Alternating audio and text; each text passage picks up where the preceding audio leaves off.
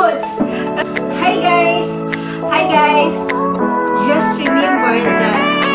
Hello mga kasipig! Welcome back to my Ano Ang Masasabi Mo YouTube channel! So, kumusta na po kayo? At ngayon po ay araw ng Tuesday. At nandito na naman po tayo upang pag-usapan ang inspirational at motivational quotes.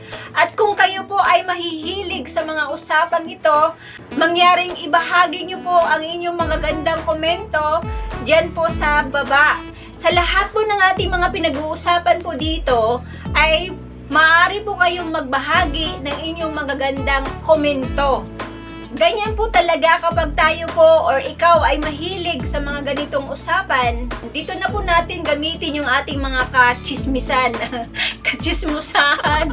Dito na lamang po sa magandang paraan kung saan papalakas po tayo or nakakatulong po tayo doon sa iba. Correct. Kaya nga, uulitin ko po sa inyo mga kasipi, kung kayo po ay mga mahihilig sa ganitong mga usapan, ay huwag po kayong mahiya na ibahagi ang inyong mga magagandang komento sa lahat ng mga video or quotes na ating pong pinag-uusapan dito.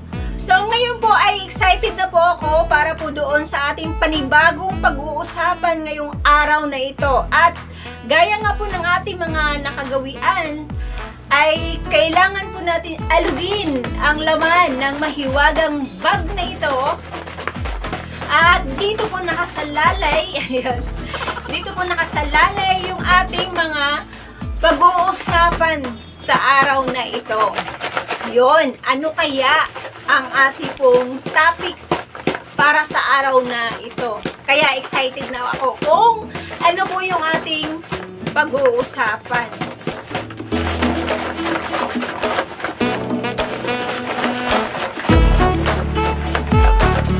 Ngayon po ay kailangan na po nating bumunot ng isa sa mga laman ng bag na ito. Dahan-dahan tayong dumukot. Dahan-dahan tayong dumukot. Dahan-dahan po nating bubuklatin ang laman ng papel na ito. At ano kaya ang sinasabi ng laman ng papel na ito? Wow! Oh, napaka-excited po ng laman ng quotes na ito, pero siksik malaman ang laman ng quotes na ito. Ang sabi po dito, don't let your loyalty make a fool of you. Ano ang masasabi mo? Galing po ito sa Life Mellow Facebook page. So, wala pong nakalagay kung sino ang sumulat ng quotes na ito.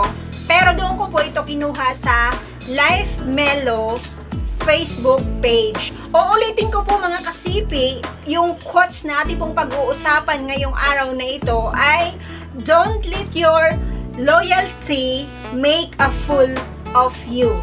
Uulitin ko, ano po ang masasabi niyo dito?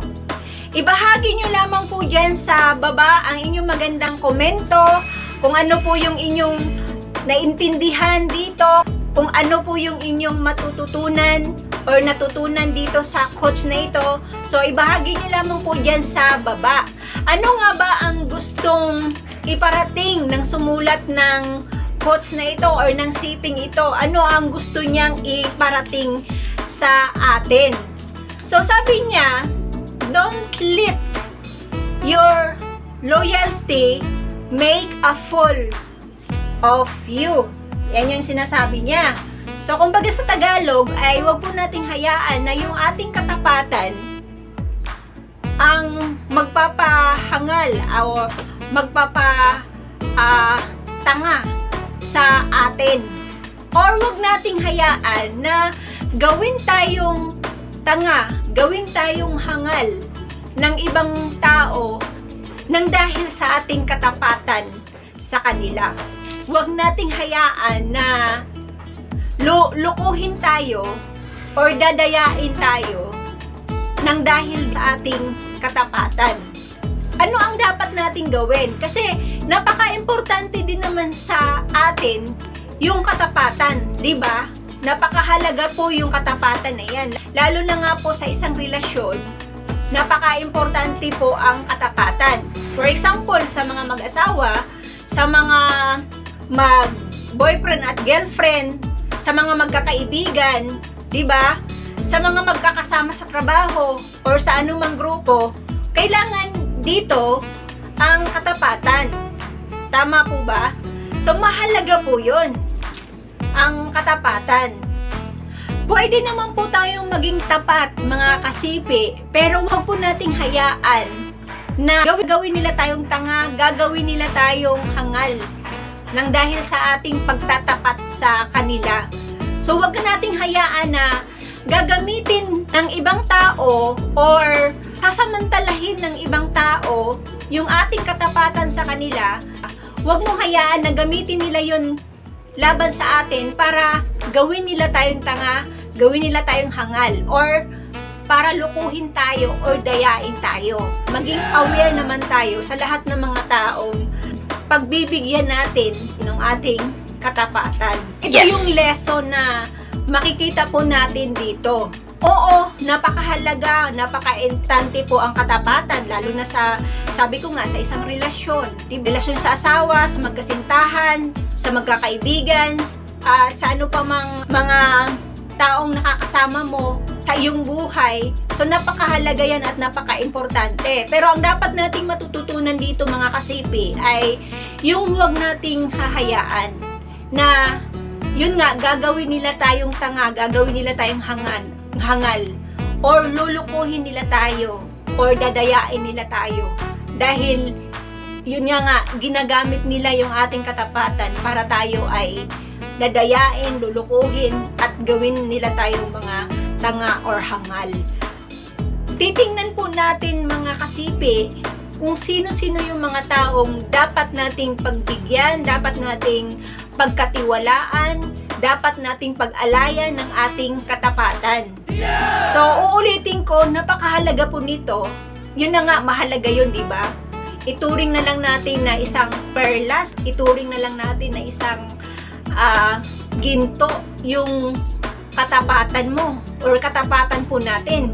Kaya, doon sa pagbibigyan mo nito, pipiliin mo naman kung sino ang karapat-dapat na pagbigyan mo ng iyong katapatan.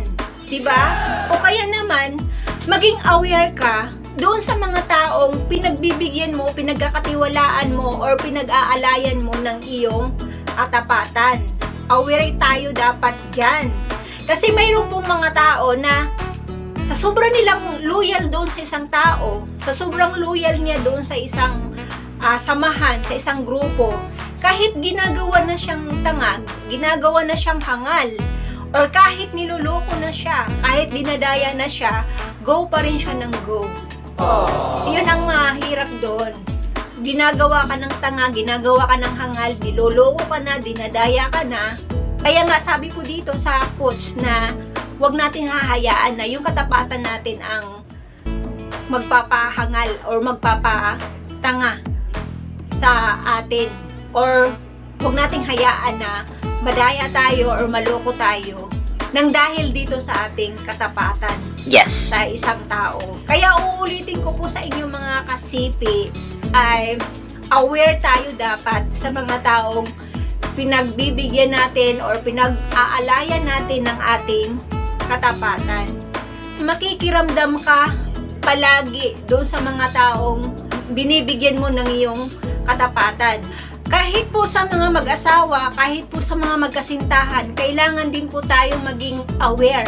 Makikiramdam po tayo, baka niluloko na tayo ng ating mga asawa, baka niluloko na tayo ng ating mga girlfriend, ng ating mga boyfriend, tapos wala pa rin tayong ginagawa na action para matigil yung panloloko nila sa atin, di ba?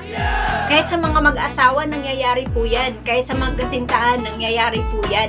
Yung pagtataksil, panloloko, pandadaya, di ba? Sa isang relasyon, kahit sa ang relasyon, mapaasawa, mapakaibigan, mapakasama sa trabaho, kahit amo mo yan, kahit boss mo yan sa trabaho, kahit kasama mo yan sa isang grupo, sa isang organisasyon. So, makiramdam ka sa lahat ng mga taong pinag-aalayan mo ng iyong katapatan. Ang purpose po dito, kung bakit kailangan natin maging aware, kung bakit kailangan tayong makiramdam palagi doon sa mga taong ito, para hindi tayo maloko, para hindi tayo madaya. Ayan.